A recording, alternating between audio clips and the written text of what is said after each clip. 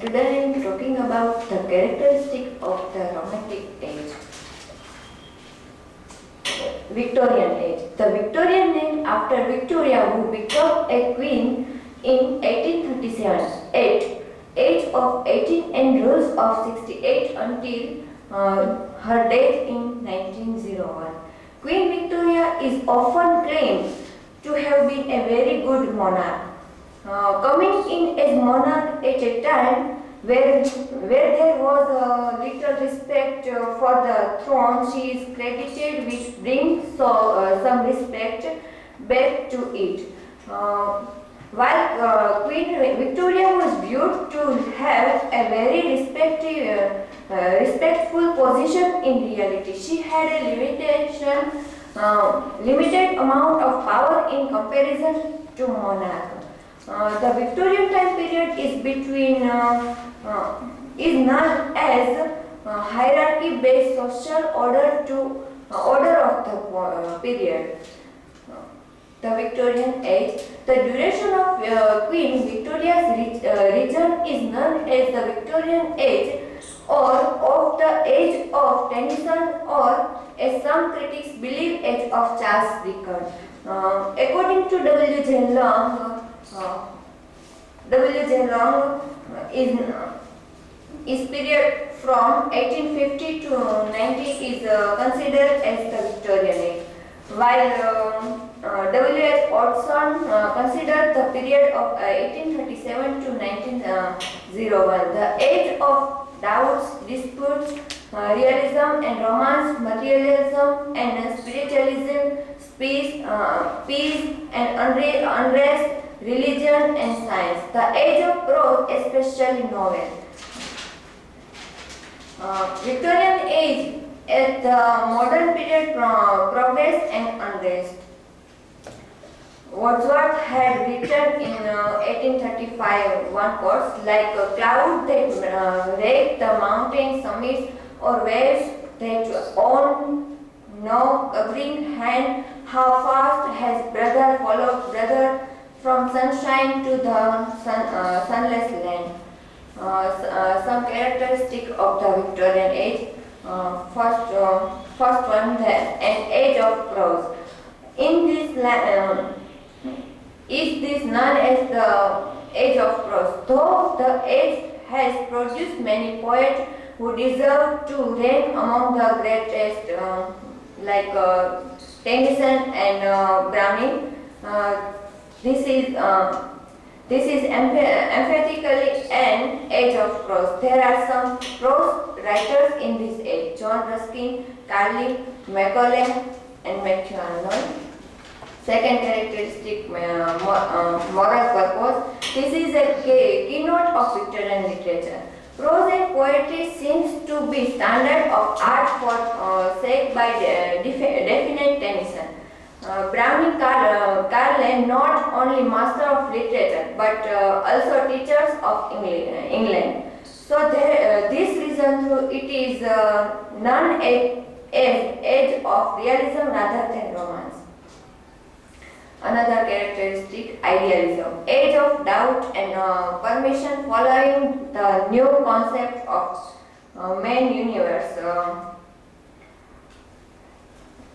and led in great idea of this idealism, and judging a large thing that may be challenged when we closely study this. Maybe we not agree with this judgment because this literature has idealism, as W.J. Long remarked. The literature which expresses our faith in man may judge the Victorian age to be on whole the noblest and most inspiring the history of the world. Another characteristic, the new education. It is making a certain measure of education rapidly produce an anonymous reading publicly. A large number of reading people waiting for new novels. The cheapening of printing and proper increase the demand for books as a result from form of literature was novel, and the novelists with much of their works was a higher standard. of prose. This Victorian is known as the era of prose. Great reform will occupied attention, expression the ideas of the liberates of the day, who proposed to spread the gospel of peace.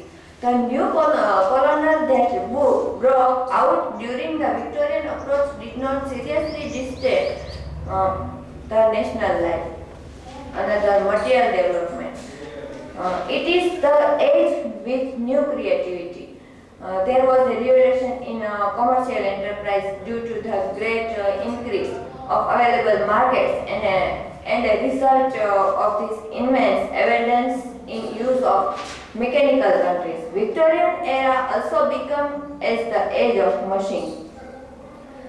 Another one, the revolt. Many writers protested against the feeding effect of the convention. Carley and Matthew Arnold in the defend essence were lauded their denunciation. Thackeray never tried of strizing the snobbishness of the age of Browning. Kobe mannerism were an indirect challenge of the velvet diction and the smooth self-satisfaction of the Tennyson school. Another international influence. During the 19th century, the instrument among American and European writers were remarkably fresh and strong. In Britain, the instrument of great German writers campaigned by Carley and Matthew Arnold. Subject nation in Italian were a sympathetic theme for prose and verse. Some writers were deeply absorbed in the long struggle of Garibaldi and cover, and when Italian freedom were gained and the rejoining was genial. Another one, an age of compromise. The Victorian age is called an age of compromise as well. It is such a happy compromise, controversial ideology. It was particularly perceptible in three branches of life. One, there was a compromise between democracy and aristocracy. Second one, religion and science. Third one, new machineries and old system of working. The advance made by science was acceptable, but the claim of religion could not be ignored. So, there is my presentation. There is resources.